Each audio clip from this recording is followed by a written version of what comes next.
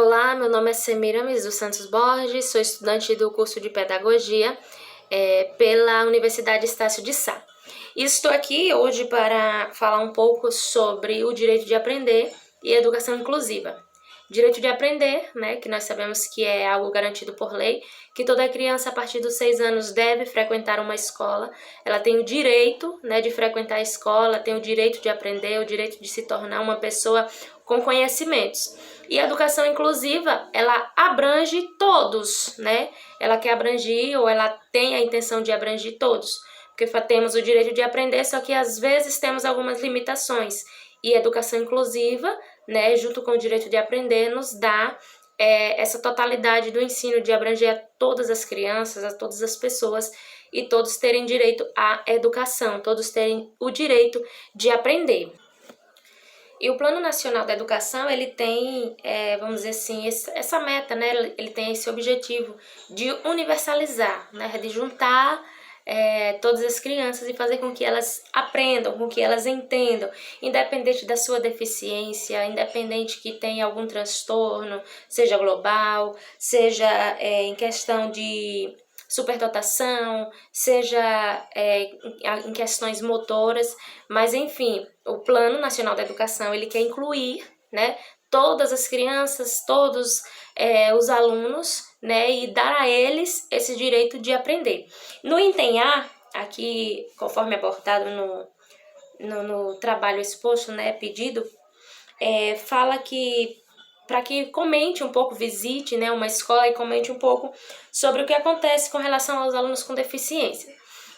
Eu posso dizer que eu tenho um contato direto, né, com um aluno com deficiência. Estou tendo a oportunidade de estar dando aulas em uma turma, né, do 2º ano do ensino fundamental. E nessa turma tem uma criança, né, que ela tem, sim, uma deficiência, vamos dizer assim, ela é autista. E eu posso perceber, durante o meu trabalho, durante as aulas, que o que falta, muitas das vezes, é um suporte, né? Falta o suporte. E eu me esforço, da forma como eu consigo, da forma como eu tenho aprendido, para tentar incluir. E estou conseguindo um resultado bom, um resultado maravilhoso, até o ponto de já ter recebido alguns familiares e falado que a criança não tinha desenvolvimento em conhecer as letras, em conhecer os números. E com a minha prática, né, com a minha forma de ensinar, de adaptar os meus ensinos, voltados também a essa criança, favoreceu, né, tanto no conhecimento das letras, conhecimento dos números. Então, o que falta um pouquinho é só o suporte, né? O suporte necessário. Aí a gente já vai lá para o item B, que pede para citar duas ações relevantes, né, para a implementação de um projeto educativo fundamentado nos princípios da inclusão. Veja bem, como eu estive falando, falta um pouco de recurso na questão do professor. Às vezes ele até quer, né, mesmo não tendo um conhecimento suficiente, que é o meu caso, como eu sou ainda estudante de pedagogia, ainda estou passando por esse conhecimento, esse processo de aprendizagem, mas falta não só a mim, mas aos demais professores, um suporte necessário, né? Ou seja, falta uma capacitação. Vamos iniciar pela capacitação. Uma das ações que eu vou citar aqui é uma capacitação. Falta uma preocupação em capacitar o professor, em capacitar o cuidador, né, que está ali para dar um apoio, que a gente pode perceber que muitas das vezes está voltado mais a interesses políticos do que realmente a própria criança. E é necessário ter essa preocupação de ter uma educação continuada. O professor que está ali em sala de aula, quando ele receber aquele aluno com uma deficiência, seja qual for a deficiência que aquele aluno tenha, independente se seja de locomoção, se seja motora, se seja global, seja lá o que for, né? Mas é necessário que o professor esteja dentro do assunto. E o que falta, uma das coisas que eu posso citar aqui que falta é a capacitação, é uma educação continuada para professores e equipe de apoio, porque quando um cuidador também ele vem para para a sala de aula para estar ali do lado daquela criança com deficiência, às vezes ele só vem mesmo achando que é só para estar ali do lado e auxiliar nas atividades.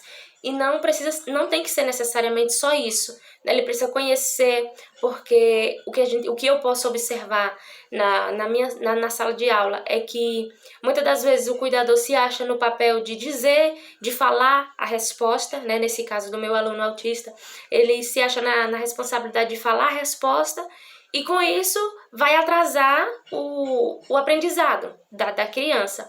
Então eu sempre tenho a preocupação de estar falando, olha, deixa ele à vontade, eu vou tentar chamar a atenção dele para a aula da forma que eu puder, da forma que eu conseguir, e vou tentar explicar, vou vir na mesa dele para ver se ele realmente compreendeu. E na hora que eu entregar a atividade, que é uma atividade também que já vai adaptada, né, para especificamente para ele, já vai adaptada, só que dentro do tema que eu venho trabalhando, ali eu quero ver como foi o desenvolvimento e eu sempre peço para a cuidadora para ficar atenta a essa parte. Não falar respostas, não dizer você marca aqui, você faz assim, você faz o A, ou então pegar na mão dele e escrever. Não, de forma nenhuma, eu sempre peço isso, que não faça isso, deixe para ver como que a criança está se desenvolvendo. Porque se houver uma intervenção do cuidador, do professor, ou seja lá de quem for, aquela criança nunca vai conseguir mostrar a sua potencialidade. Então eu sempre gosto de pedir, de levar em consideração essa parte.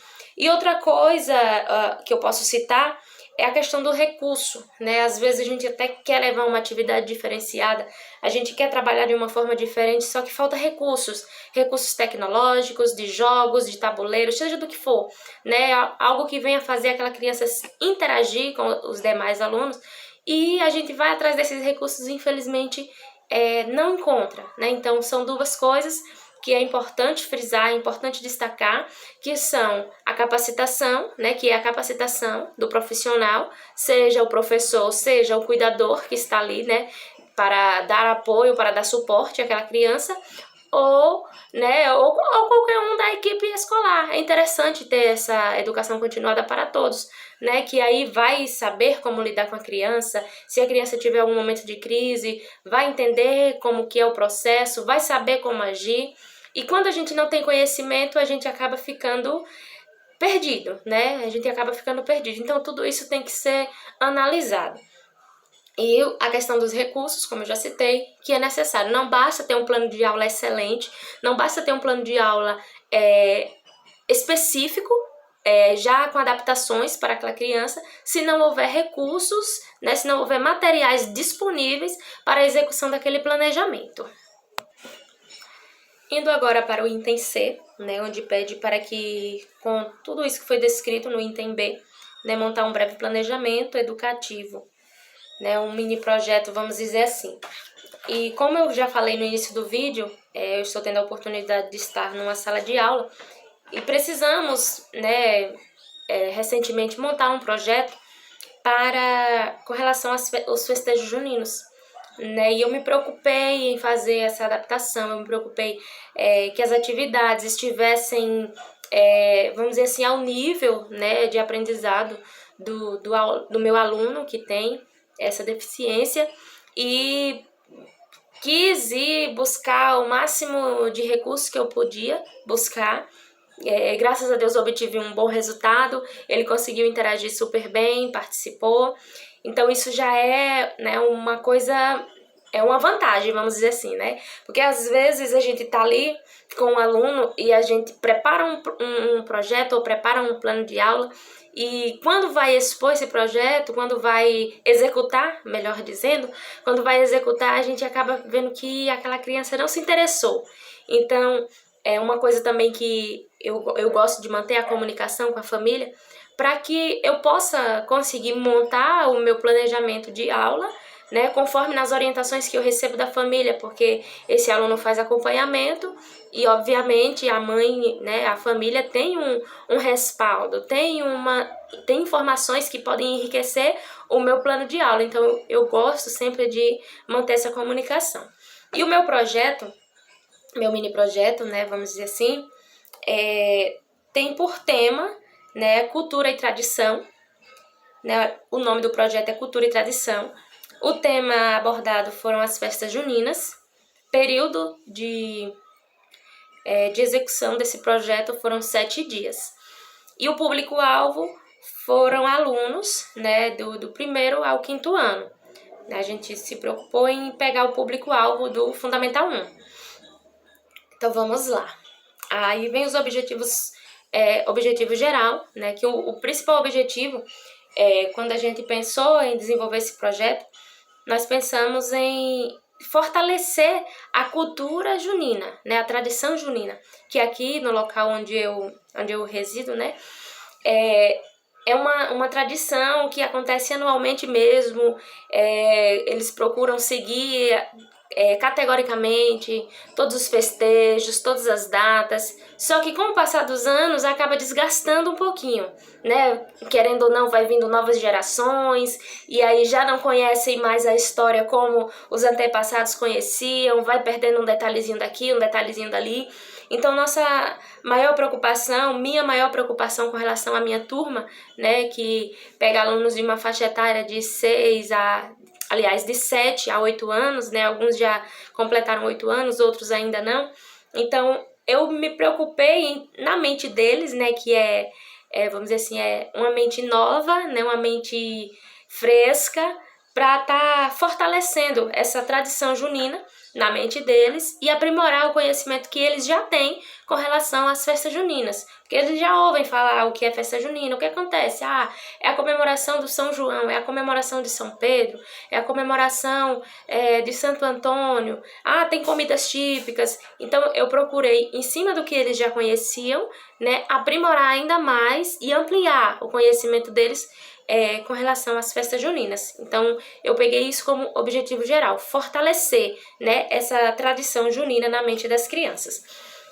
Os objetivos específicos, né, tem estimular o aluno, né, ou estimular a curiosidade do aluno pela cultura local, regional, nacional, né, que nós sabemos que os festejos juninos não é uma coisa localizada apenas em um único local, não, abrange vários estados, né, do país e às vezes até fora também do país, inclusive a origem, né, de das tradições da festa junina, que a quadrilha surgiu fora do Brasil, né, que se não me falha a memória, foi lá na França, e o objetivo foi estimular essa curiosidade, fazer com que eles criassem as interrogações e expusessem, né, as suas opiniões, que pudessem declarar as suas dúvidas, né, que pudessem questionar, que fizesse daquela aula, daquele momento ali, ser interativo mesmo.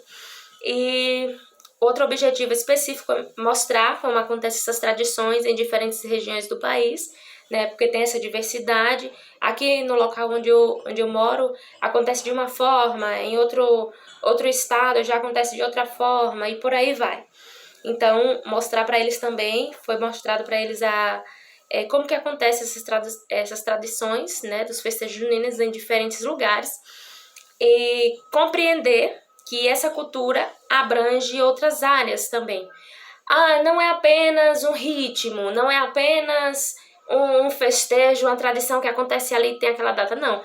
Tem outras áreas por trás, né? Por exemplo, a religião, onde é comemorado São João, São Pedro, né? Tem Santo Antônio, que é o primeiro a ser comemorado também.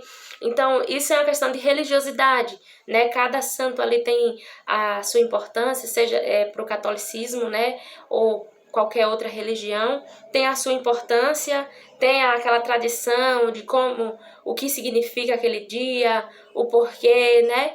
Tem toda esse contexto por trás. Então, eu fiz questão de deixar claro para eles, especifiquei cada data comemorativa, especifiquei símbolos também, o significado de cada símbolo da festa junina, como fogueira, quadrilha, balão e por aí vai.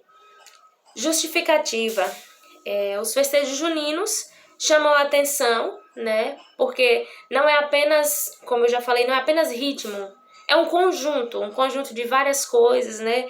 Um conjunto de vários itens que enriquece essa cultura e chama a atenção de todos que passam, de todos que ouvem falar, né? Começando pelos seus pratos típicos, né? Que são muito saborosos, né?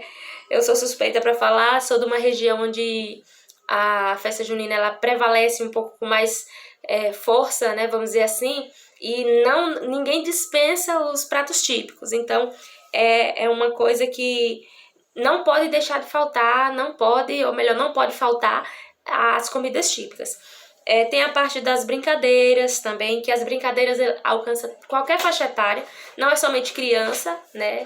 Toda faixa etária tem brincadeiras como corrida do saco, a dança da laranja, tem das argolas, tem de colocar o rabinho do burro. Inclusive eu executei essa brincadeira com os meus alunos e eles se divertiram bastante. Tem a dança da cadeira.